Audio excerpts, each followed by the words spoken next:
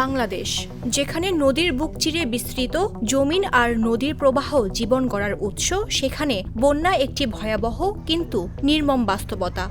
প্রতি বর্ষায় নদীর বাড়তি পানি আর ঢল বন্যার আকার নিয়ে মানুষের জীবনকে বিপন্ন করে তোলে।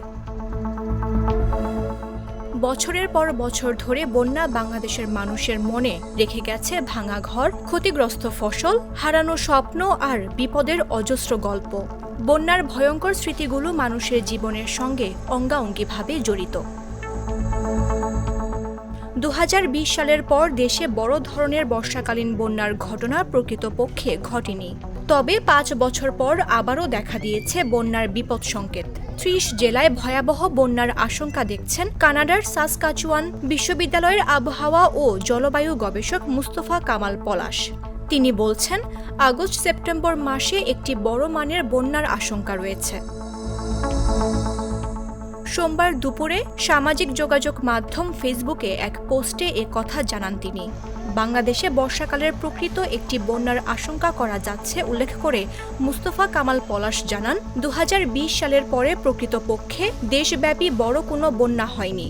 ২০২২ সালে সিলেট বিভাগে ও ২০২৪ সালে চট্টগ্রাম বিভাগে যে বন্যা হয়েছিল তা ছিল ফ্ল্যাশ ফ্লাড বা পাহাড়ি ঢল। বর্ষাকালে স্বাভাবিক বন্যা বলতে বোঝানো হয় ভারতের গঙ্গা নদী অববাহিকা হয়ে বাংলাদেশের পদ্মা নদীর মধ্যে প্রবেশ করে উপকূলবর্তী জেলাগুলো প্লাবিত হওয়া। একইভাবে তিস্তা, ব্রহ্মপুত্র, যমুনা নদীর উপকূলবর্তী জেলাগুলোর বিস্তীর্ণ এলাকা প্লাবিত হওয়া।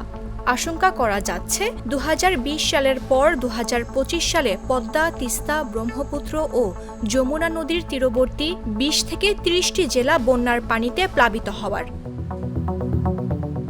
তিনি জানান, সম্ভাব্য এই বন্যাটি আগস্ট মাসের ১৫ তারিখের পর থেকে সেপ্টেম্বর মাসের ১০ তারিখের মধ্যে পদ্মা, যমুনা, তিস্তা নদী ও ব্রহ্মপুত্র নদের তীরবর্তী জেলাগুলোর উপর দিয়ে অতিক্রমের আশঙ্কা করা যাচ্ছে।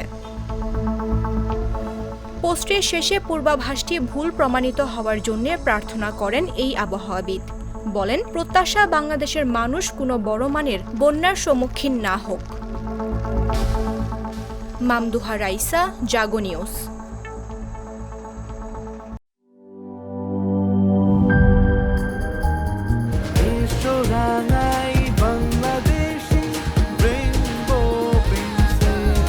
রেইনবো পেইন্টস, ছড়াও জীবনের রং।